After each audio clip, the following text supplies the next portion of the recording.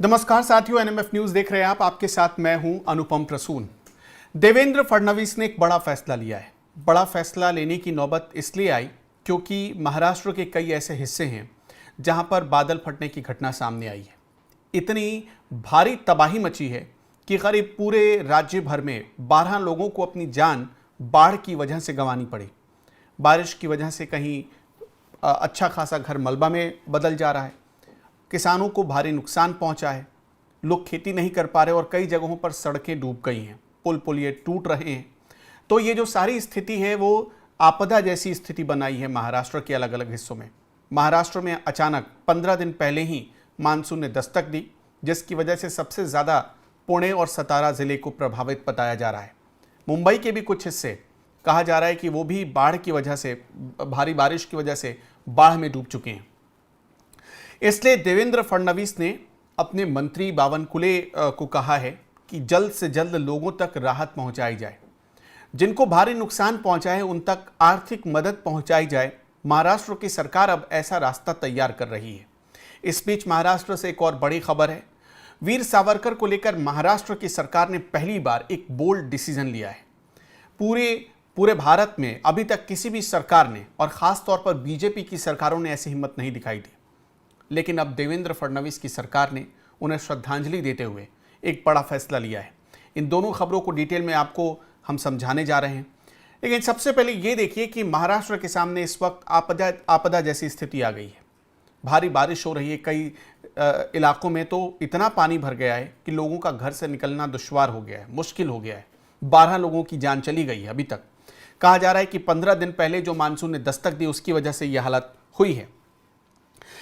आमतौर पर बारिश 11 जून के आसपास होती थी महाराष्ट्र में, लेकिन इस बार 25 मई से ही शुरू हो गई। सिंधुदुर्ग जिले में इसकी शुरुआत हुई और फिर वहां पर देखा गया अरब सागर पर कम दबाव का चक्रवात बना है, जिसकी वजह से ये पूरा इलाका डिप्रेशन में बदल गया है।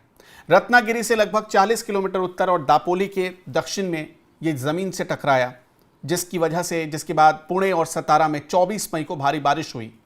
अभी तक कहा जा रहा है कि अब जो अपडेट आ रही है उसमें 21 लोगों की जान जाने की खबर है। एक रिपोर्ट में यह भी कहा गया कि पुणे जिले के दौड़ में सबसे ज्यादा 117 मिलीमीटर की बारिश हुई है, बारामती में 105 मिलीमीटर, इंदापुर में करीब 64 मिलीमीटर की बारिश हुई है। बारामती में भी भारी बारिश हो रही है। कई लोग, 7 लोग तो एक घर में फंस गए थे बाढ़ जैसी स्थिति बनने पर। अब ये सारी चीजें देखकर महाराष्ट्र की देवेंद्र फडणवीस सरकार कैसे चुप रह सकती थी। इसलिए देवेंद्र फडणवीस ने अपने अधिकारियों को, अपने मंत्रियों को कहा है कि वो बाढ़ प्रभावित इलाकों का दौरा करें। अब लोगों को बचाने के लिए, बाढ़ राहत पहुंचाने के लिए सेना की मदद भी ली जा रही है। महाराष्ट्र सरकार ने अपनी एनडीआरएफ की टीम भी उतार दी है ताकि लोगों को कम से कम नुकसान हो और कम से कम जान उनकी बचाई जा सके। ये पूरी कोशिश की जा रही है। खबर आ रही है कि भारी बारिश के कारण जिन लोगों ने अपनी फसल या जिन लोगों ने अपना घर खो दिया है उनको फडणवीस सरकार आर्थिक मदद देगी। आर्थिक मदद उनको घर बनाने के लिए दी जाएगी। बहुत भारी भरकम ये मदद करने का ऐलान किया गया है। जो राजस्व मंत्री हैं उनको भी कहा गया है कि आप उन इलाकों में जाइए जो बाढ़ से सबसे ज़्यादा प्रभावित हैं, बारिश से सबसे ज़्यादा प्रभावित हैं। जानकारी आ रही है कि एनडीआरएफ के साथ साथ एसडीआरएफ की टीम को भी मोर्चे पर लगाया गया है और यह भी कहा गया है कि नुकसान का आकलन किया जाए। अपने आपदा मंत्री और अपने राजस्व मंत्री, दोनों मंत्रियों को देवेंद्र फडणवीस ने मोर्चे पर उतार दिया है। कहा यह जा रहा है कि इस भारी बारिश की वजह से या बाढ़ की जो स्थिति बनी है, इसकी वजह से 50,000 से ज़्यादा लोग प्रभावित हुए हैं और सैकड़ों लोग ऐसे हैं जिनके घर इस बाढ़ में बह गए हैं। वो तबाही की भेंट चढ़ चुके हैं। अभी तक जैसा हमने आपको बताया, जो अपडेट है, 21 लोगों की मौत की खबर है। जिन लोगों की मौत हुई है इस बाढ़ में, इस भारी बारिश में, उनको भी आर्थिक मुआवजा दिया जाएगा। ये देवेंद्र फडणवीस की सरकार ने तय किया है। देवेंद्र फडणवीस की सरकार, अब चूंकि हमने आपको बताया कि अरब सागर में जिस हिसाब से कम दबाव बना था और जो एक टेंशन की स्थिति बनी थी, उसकी वजह से ही पुणे, सतारा और ख़ास तौर पर मुंबई के कुछ तटीय इलाकों में वहाँ पर भारी बारिश हो रही है। महाराष्ट्र की देवेंद्र फडणवीस सरकार के सामने सबसे ज़्यादा चुनौती क्या है? चुनौती है कि जनजीवन पर इसका कोई भारी प्रभाव ना पड़े, क्योंकि ऐसे इलाकों में बारिश ने तबाही मचाई है जिन इलाकों में लोग कामकाज पर जाते थे, बड़े बड़े ऑफिस दफ्तर हुआ करते थे, उन इलाकों में इस बारिश ने तबाही मचाई है। किसान सबसे ज़्यादा प्रभावित हुए, वो सबसे ज़्यादा मार खा रहे हैं इस बारिश की वजह से। और आपने ये देखा होगा कि कुछ ही दिनों पहले देवेंद्र फडणवीस सरकार ने एक बैठक की थी जिसमें किसानों की आमदनी कैसे बढ़ाई जाए, इस पर चर्चा की जा रही थी। किसानों के लिए खास तौर पर प्लान तैयार किया जा रहा था, महाराष्ट्र के किसानों के लिए। महाराष्ट्र की इकॉनमी में इन किसानों का बहुत बड़ा योगदान होता है। ऐसे में सबकी कमर टूट गई है इस बारिश और भारी बाढ़ की वजह से। लेकिन आज देवेंद्र फडणवीस की सरकार ने एक और बोल्ड डिसीजन लिया। जैसे कि बाढ़ से बचाने के लिए लोगों को डिसीजन लिया गया, वैसे ही एक और डिसीजन लिया गया। डिसीजन ये लिया गया कि मुंबई विश्वविद्यालय में, यानी मुंबई यूनिवर्सिटी में, जब वीर सावरकर को श्रद्धांजलि देने पहुंचे थे देवेंद्र फडणवीस, तब उन्होंने कहा कि वीर सावरकर के साथ अन्याय हुआ, अन्याय करने वाले लोग अंग्रेज थे।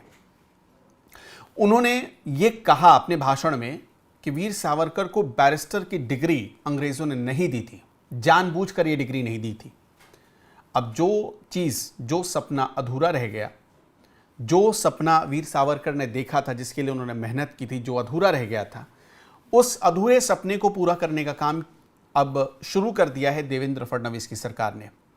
आज जो हमारे पास खबर आ रही है उसके मुताबिक मुंबई विश्वविद्यालय को ये निर्देश दिया गया है कि वीर सावरकर को अब बैरिस्टर की डिग्री दी जाए। अभी तक बीजेपी शासित सारी सरकारों ने वीर सावरकर का जिक्र तो किया था, लेकिन किसी भी सरकार ने ऐसी कोई कोशिश नहीं की थी जिससे वीर सावरकर को जो उनका सपना था कि बैरिस्टर की डिग्री मिले, उस दिशा में कोई प्रयास हो। लेकिन पहली बार इस दिशा में सोचा भी है तो देवेंद्र फडणवीस ने सोचा है। उन्होंने मुंबई विश्वविद्यालय से सावरकर की बैरिस्टर की डिग्री को बहाल करने पर एक विस्तृत प्रस्ताव तैयार करने को कहा है। फडणवीस ने कहा कि वीर सावरकर एक व्यक्ति नहीं थे, बल्कि एक आंदोलन और अपने आप में एक संस्था थे। फडणवीस ने सावरकर के जीवन, उनकी बहादुरी, उनकी बुद्धि, उनकी क्रांतिकारी विचारों को अपने लिए प्रेरणा बताया है।